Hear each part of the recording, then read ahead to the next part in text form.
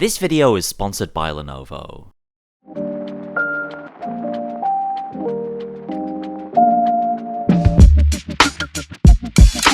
Alright, welcome back to Berlin for IFA 2022. I'm still Alex Dobie, this is still Adam Conway. We've just seen what Huawei has brought to the show and three pretty interesting devices to show you. So the first is a new Ultrabook, it's the MateBook X Pro 2022 edition. Yep, with a 12th gen Intel chipset. Yep, and we have a new design. So it's magnesium alloy on the outside of this thing with a micro-ark-oxidized finish. And the texture of this is actually super interesting. It doesn't really feel like a metal or a plastic. It's kind of like halfway in between, isn't it? It's kind of like a reinforced cardboard is how I've been describing it. It's like a really, it's a weird texture. It's cool, but it's a weird texture. And then if you're really old like me, you might remember micro-ark-oxidization from way back in the days of HTC phones.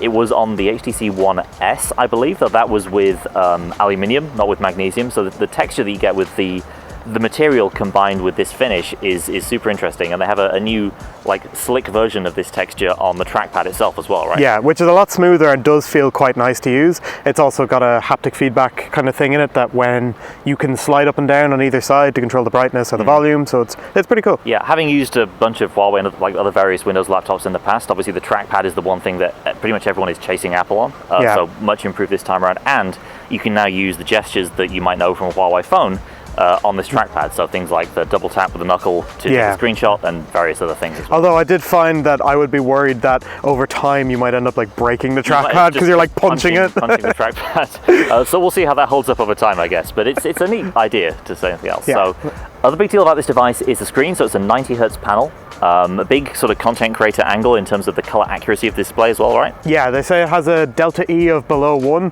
which essentially means that it's just pretty accurate color-wise, and it has 100% coverage of DCI-P3, gamut, and sRGB. So it's good for color grading and other creation-y things in relation to graphics. What's also good for creation-y things is performance, right? So we've got 12th gen Intel chips in there, 16 gigs of RAM, a terabyte of storage, and a new cooling system involving more smaller fans, we're told, for better cooling in this thing compared to the previous generation. And so yeah, pretty nice little 14-inch Ultrabook. It's going to retail for £1,800 in the UK, and we'll have a full review on the XDA site very, very soon. Next up, we've got what you're modeling right here, the Huawei eyewear. So these might look like glasses, but actually the focus with these things is more about audio, right? Yeah, so these are essentially the Huawei eyewear. We only just got them literally today, so I haven't had a huge amount of time to play with them, but you connect them to your phone and then audio comes out above the top and the bottom here and plays in your ears, and there is a bit of sound leakage as we have tested, but you can take a phone call on them and you can be heard pretty well, you can hear the other person pretty well, and yeah, you hook them up to the AI Life app, and occasionally there is also a feature that will greet you throughout the day and give words of affirmation or something. It's very strange. I put them on. Periodically greeted throughout the day. It's nice. I put them on and I just hear good afternoon. So that's kind of what they're doing currently. I don't know if there's going to be more software updates to have more features or do anything else. We literally are about 15 minutes into using this right now. Yeah, exactly. They're cool, but we have taken a couple of phone calls on them. It seems to work pretty well for that in terms of like sound quality and audio leakage. You sounded loud and clear to me when we were testing these before. So and they seem to handle the wind as well quite well. Yeah. So stay tuned. We'll probably have more on this in the near future, but yeah.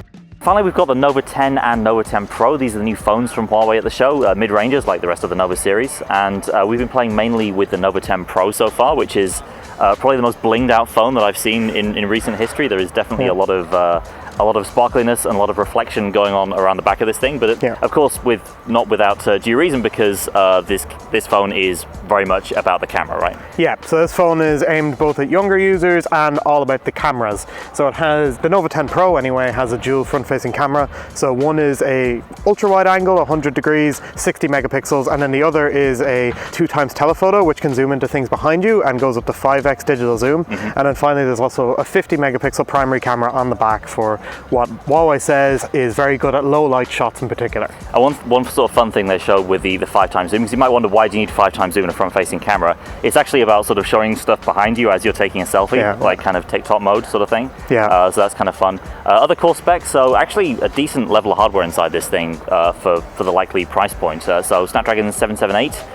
Being a Huawei phone, of course, there's no 5G. That is, I think, a little bit more acceptable in a phone around this level. But yeah, we've also got 120 Hz screen, which is nice to see, and that is just the design in general is sort of very close to sort of that P50 sort of level with a curved display, metal around the outside, and just the general level of ostentatiousness that is going on with this phone's general look and feel.